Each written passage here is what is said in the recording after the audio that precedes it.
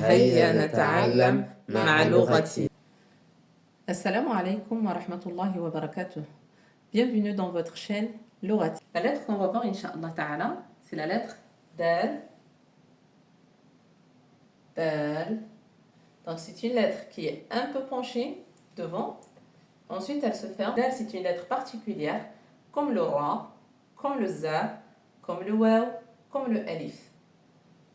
Donc, j'espère que vous vous rappelez, c'est quoi la particularité. Si vous avez trouvé avant que je vous donne la réponse, vous pouvez me le mettre en commentaire.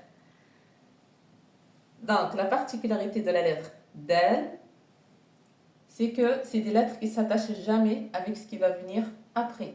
Donc, faites attention, elles ne s'attachent jamais avec ce qui vient après. Donc, elles s'attachent avant, mais pas après. Donc, le Dal au début du mot, elle va s'écrire ainsi. Dal au milieu du mot. Donc, comme vous voyez, en fait, elle ne va pas s'attacher avec la lettre qui va venir après. Par exemple, s'il y a un bas après, le bas, il va se mettre comme s'il était tout seul.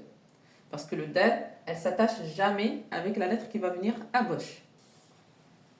Et le dal à la fin du mot, c'est pareil exactement que le dal au milieu. Parce qu'il n'y a pas de milieu, en fait.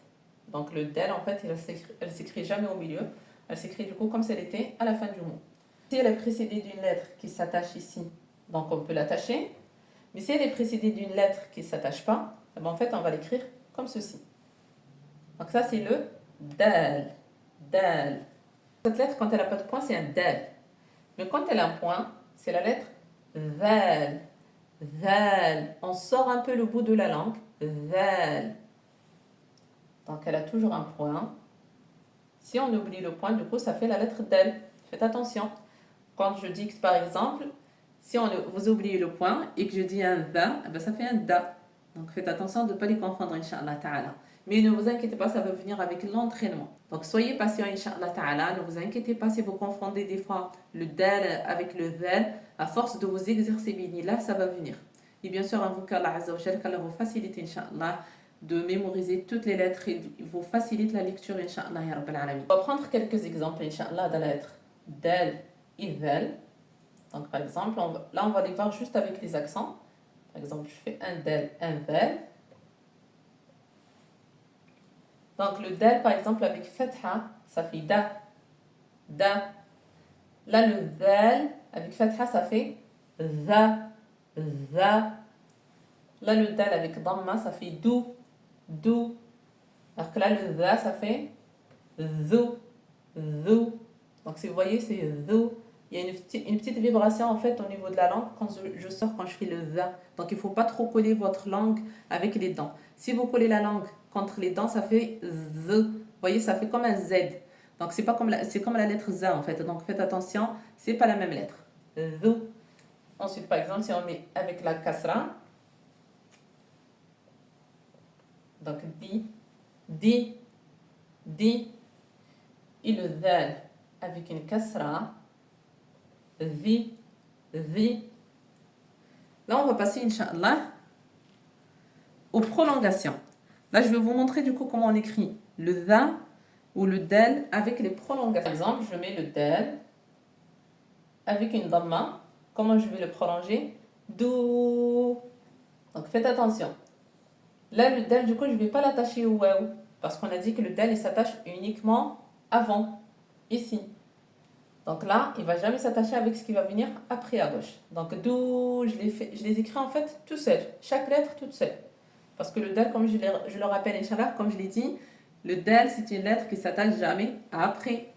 Si je mets le za également prolongé, donc avec une kasra, ça fait vi. Donc si vous vous rappelez bien, le ya, normalement, c'est une lettre qui s'attache avant. Elle peut s'attacher avant. Mais là, elle ne peut pas s'attacher parce que le val, c'est une lettre qui ne s'attache pas.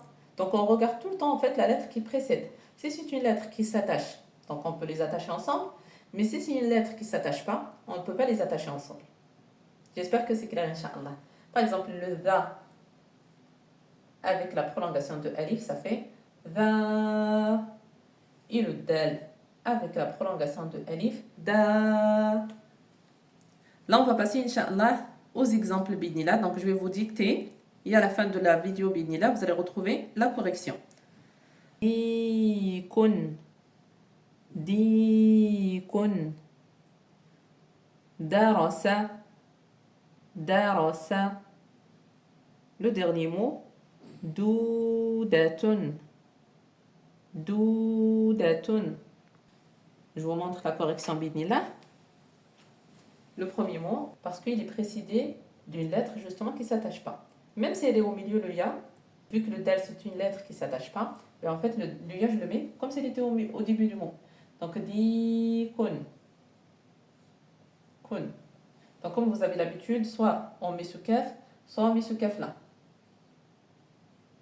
Kun. Donc soit vous mettez celui-là, soit vous mettez l'autre que j'ai mis ici. Di kun.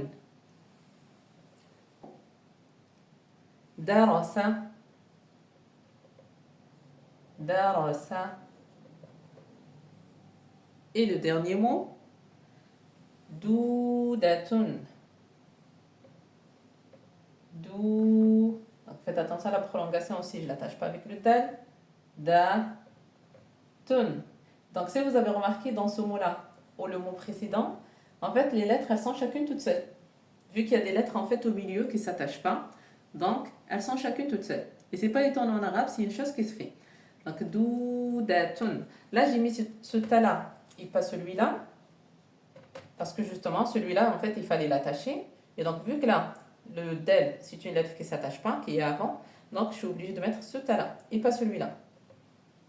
J'espère que c'est clair bidnillah. Qu'Allah vous facilite. Barakallahu fikum. Prochaine vidéo bidnillah. Assalamu alaikum wa rahmatullahi wa barakatuh.